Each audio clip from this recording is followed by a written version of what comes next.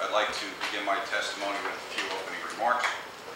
I have an opportunity today to speak on behalf of the responsibilities and accomplishments of our Aviation Bureau and to broaden your knowledge in anticipation of your questions on the various aspects of their operations. At the outset, I should inform you that there are aspects of their operations that I cannot speak about in the context of a public hearing, to include our support for specific criminal investigations and other covert law enforcement operations, patient information involving our medevac flights, the focus of our Homeland Security flights, and the level of security surrounding and traveling with the Governor, either on the ground or on any flight or helicopters. Public disclosures of documents or testimony should not provide the ability to deductively disclose or reverse engineer information that would compromise the safety of our elected public officials, law enforcement officers, and the public at large. I respectfully request your understanding and cooperation in those matters of inquiry. The New Jersey State Police Aviation Unit was founded in 1969 with a somewhat narrow mission to provide airborne law enforcement support. That mission expanded to providing emergency medical evacuation services in 1988. Since the creation of the Homeland Security Branch and the Special Operations Section in 2004, the expanded Aviation Bureau has gone from a limited service aviation resource to one of only 3 airborne law enforcement agencies in the country that offer air ambulance, Homeland Security, law enforcement, tactical insertion, and search and rescue capabilities.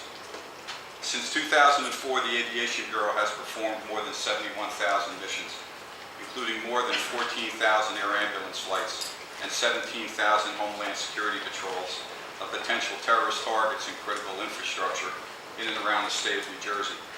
In 2003, we conducted 194 Homeland Security missions. Last year, that number grew to 2,418, an increase of 1,200%. On average, the Bureau carries out 7 Homeland Security patrols alone on a daily basis, without noticeable pattern or trend from our north, central, and south locations. The vicious attacks of September 11, 2001 had brought about a realization of the need for a statewide, multi-mission, capable aviation resource. From rooftop and maritime tactical insertions to water and land-based hoist rescue, the Aviation Bureau continues to explore and develop tactical operations that will provide federal, state, county, and local agencies with a one-stop and mission-comprehensive aviation resource. We are the only law enforcement aviation operation in the state of New Jersey. At this time, the 36 pilots of the Aviation Bureau operate 5 twin Sikorsky S-76B helicopters, 2 twin-engine Augusta Westland AW-139s, and 3 single-engine Bell helicopters. The Sikorsky helicopters are currently the mainstay of our statewide medevac operations. The 2 newly delivered Augusta helicopters are part of a package of 5 Augustas that were being built to our tactical specifications over the last 2 years and will be completely replacing the Sikorsky fleet over the next year. The Augustas we have purchased are designed to the necessary specifications and capabilities to fulfill the complicated missions confronting law enforcement aviation in the post-September 11th era. They are multi-dimensional medevac, rescue, and tactical insertion platforms. They can place an entire fully equipped teams unit on a rooftop, in a wooded area, or on the deck of a moving ship. As part of our SPEAR, meaning State Police Emergency Aviation Response Program, some of our specially outfitted helicopters are staffed with both rescue divers and rappelling and hoist experts to confront situations when our citizens, particularly in the summer and on weekends, in the midst of their recreational activities, find themselves in life-threatening situations that require airborne rescue. Aviation Bureau pilots do not represent the typical commercial pilot. Our missions have required our pilots to hover on the side of a cliff within 2 feet of tree branches to rescue a child. In a coordinated 5-helicopter nighttime operations, we have hovered above a 17-story building to tactically insert 15 teams members via fast rope onto a rooftop to disrupt a very violent drug distribution operation in Camden. We regularly make night landings to unapproved, unlighted areas as part of our medical evacuation mission. We are now one of only 2 airborne law enforcement agencies in the United States with the dual capability of carrying out both aviation and maritime assault operations. In spite of the element of danger in many of our rescue and tactical missions, our safety record remains one of the best on the continent of North America. The National Transportation Safety Board has recognized our Aviation Bureau as one of the safest in the nation, and an ABC TV news commentary on the safety of our nation's medevac operations that aired in February 2009 focused upon New Jersey State Police Aviation as a benchmark agency for safety. To ensure that we maintain highest standards in the industry, we fly with 2 pilots and adhere to limitations not to fly under ceilings of less than 800 feet and 2-mile visibility during daytime operations. For night operations, those limitations raise to a 1,000-foot ceiling and 3 miles visibility. We believe that compromising those standards would put our pilots, passengers, medical crews, and patients at unnecessary levels of risk.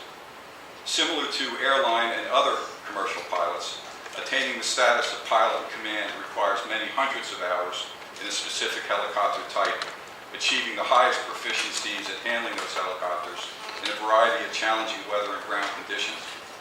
All of our pilots have commercial and instrument helicopter ratings. They must have 450 hours in our Bell helicopters to be certified for all day and night missions.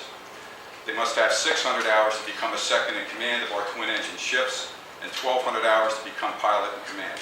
The pilots in our newest Augusta helicopters must have 1,200 hours of flight time, have completed a 4-week factory training course, and passed an FAA check ride.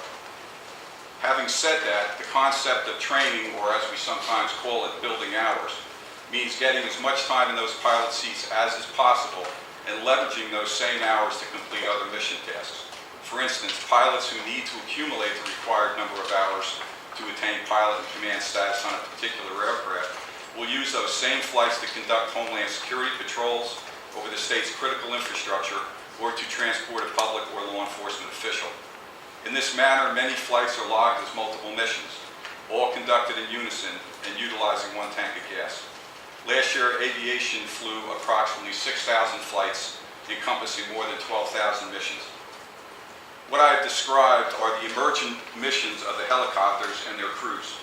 For my entire term as superintendent, I have advocated for a greater level of integration of the helicopter into the daily movements of the governor about the state. From a security standpoint, the governor is safer when traveling by air to an appointment or event than by ground in dense highway and road traffic conditions. With the use of the helicopter, scheduling demands are executed in a more timely and effective manner, with more being accomplished in less time. From a protection perspective, with airborne transport, we are able to exert complete control over the safety and security risks of the transportation environment. During ground transportation, the governor's movements are in the public view and more accessible to those who may intend harm or other threat. Over my term as superintendent, I can't recall a single time when a mission to transport a governor has prevented, impeded, or interfered with any mission that would compromise a medical transport, Homeland Security, or law enforcement support mission involving risk to life or a rescue. Those missions take precedent over a governor transport, to even include when the governor is en route. In that case, the helicopter would divert from the intended destination, the governor would be secured on the ground, and the emergent mission then completed. That is why we have ground transport vehicles set up and available upon the airborne arrival of the governor. When the governor opts to use the helicopter, the Executive Protection Bureau is advised and makes the appropriate contacts directly to the Aviation Bureau to determine availability. There is no advisory or approval process that involves myself or any of our commanders outside of EPB and aviation.